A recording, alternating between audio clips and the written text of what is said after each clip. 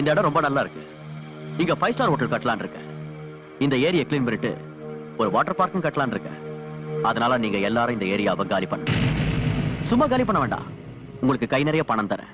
அது மட்டும் இல்ல, இந்த ஹோட்டல்ல வீட்டுக்கு ஒருத்தருக்கு வேலையும் கொடுக்கறேன். அதனால இந்த இடத்தை நீங்க நாங்க எதுக்காக இடத்தை காலி பண்ணோம்? பிறந்ததுல இருந்து நாங்க இங்க தான் இருக்கோம். உங்களுக்கு ஹோட்டல் கட்டணும்னு ஆசையா இருந்தா வேற எங்கேயா போய் கட்டுங்க. ஏய், என்னடா ரொம்ப திமிரா பேசுற?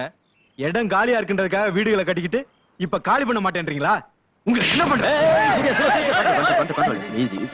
இது பாருங்க, நாளைக்கு கவர்மெண்ட்டுக்கு தேவைப்பட்டு காலி பண்ண வச்சா உங்களுக்கு பணமும் கிடைக்காது, நிக்க இடமும் இருக்காது. யோசிங்க. ஓ, இவ்வளவு நல்ல வாய்ப்பு எங்க இந்தியா கிடைக்க போகுது? சும்மா ஒத்துங்க சார். பணம் எவ்வளவு கொடுப்பீங்க? ராமச்சந்திரா, நீ கொஞ்சம் பேசாம இருக்கியா? யாருமா இதுங்களுக்கெல்லாம் எவ்வளவுதான் சொன்னாலும் புத்தி வராது. அண்ணா, நமக்கு எதுக்கு? சும்மா இரு. ரூபா, உனக்கு இதெல்லாம் தெரியாது, சும்மா இரு.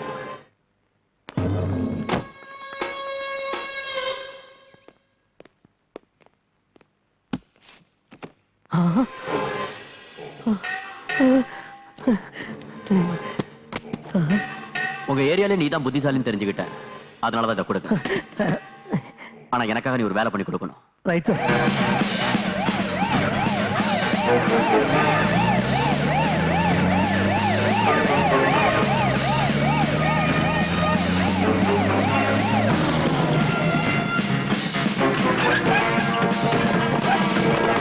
நீ இந்த பக்கம் போ, நீ அந்த பக்கம் போ. ஒருத்தையும் விடாதீங்க, இழுத்துருவாங்க.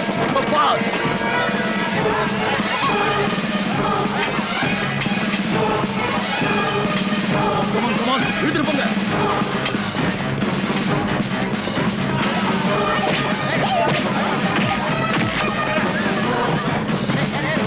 என்ன சார் இது? ஏன் இவங்க எல்லாம் இழுத்துட்டு போறீங்க? இங்க விபச்சாரம் நடக்கிறதா எங்களுக்கு இன்ஃபர்மேஷன் வந்து. நாங்கெல்லாம் மானத்தோட வாழறவங்க. உங்க மானத்தோட விலை ராஸ்கல் 100 ரூபா, 500 ரூபா, 1000 ரூபா. யோர் ஆனர், நம்ம அரசாங்கம் முதல்ல இருந்து சொல்லிக்கிட்டு வர வார்த்தை ஒன்னே ஒண்ணுதான்.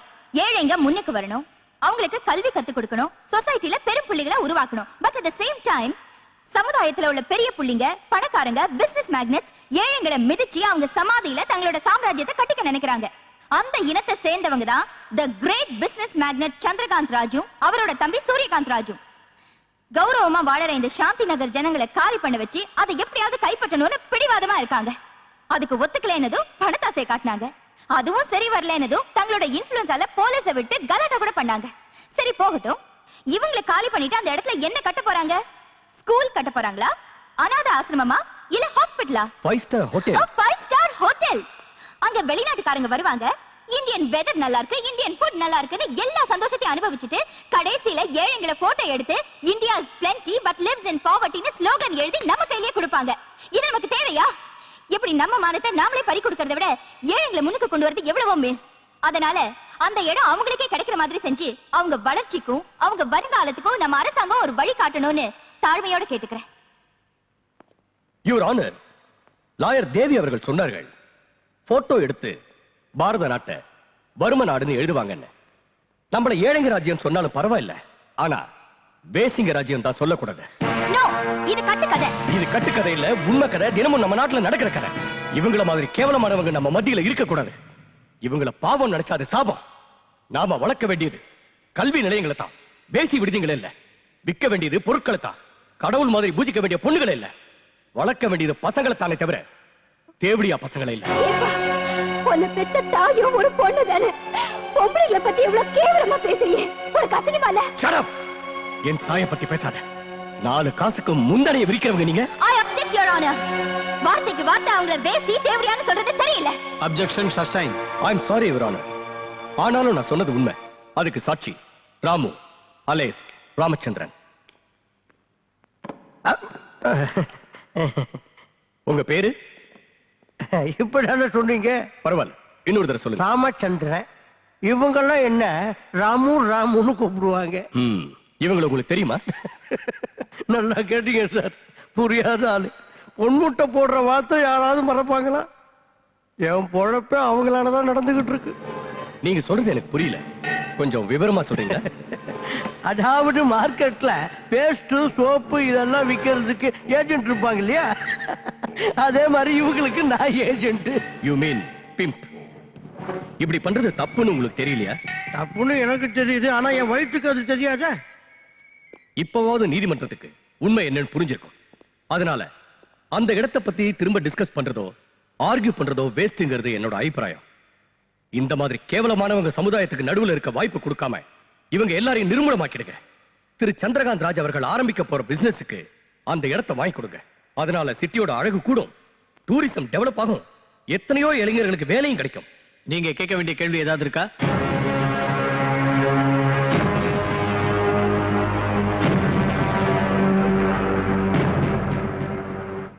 Dirty rascal. சோறு தான் திங்கிறியா இல்ல வேற ஏதாவது திங்கிறியா? பெத்தவ மட்டும் தாய் இல்ல, பேசுற மொழி வசிக்கிற இடம் கூட தாய்க்கு சமம்னு வாங்க. தாய் குலத்தை தெய்வமா வணங்குற இந்த பாரத நாட்டுல பொண்ணுங்களை கூட்டி கொடுக்கறியா? அது தப்புன்னு தெரிஞ்சும் அதனாலதான் வாழ்க்கை நடத்துறேன்னு சொல்றியே. சரி, திடீர்னு கோர்ட்டுக்கு வந்து மாமா வேலை பண்றேன்னு ஒத்துக்கிறதுக்கு என்ன காரணம்னு நான் தெரிஞ்சுக்கலாமா? என் தங்கச்சி தான் காரணம். எது? ஓ தங்கச்சியா? என் தங்கச்சியை நல்லா படிக்க வைக்கணும், அவளும் எல்லாரும் மாதிரியும் கல்யாணம் பண்ணிக்கிட்டு குழந்தை குட்டிங்களோட குடும்பம் நடத்துறத பார்த்து சந்தோஷப்படணுங்கிற ஆசையினாலதான் இந்த தொழிலையே ஆரம்பிச்சேன். அதே நேரம் இதே தொழில் செஞ்சுக்கிட்டு இவங்க கூடவே பழகிக்கிட்டு இருந்தா எங்க அவளோட வாழ்க்கை பாழாயிடு போங்கிற பயத்துலதான் பண்ண தப்புக்கு பிராயச்சித்தம் தேடிக்கணும்னு முடிவு பண்ணீங்க. Am I right? Oh. You're going to definitely pay for this.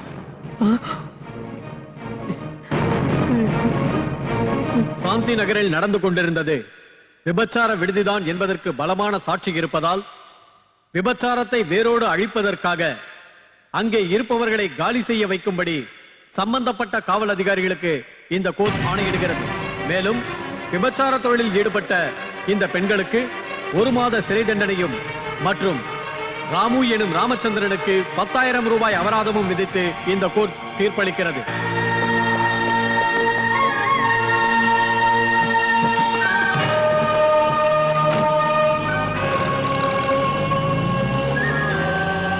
சட்டத்தை கடவுள்னு சொன்னேன்ல, நீ சொன்னது கரெக்டுக்கா? ஏழைங்க கண்ணுக்கு தெரியவும் தெரியாது, பார்க்கவும் முடியாது, கிடைக்கிறது தண்டனை மட்டும்தான்.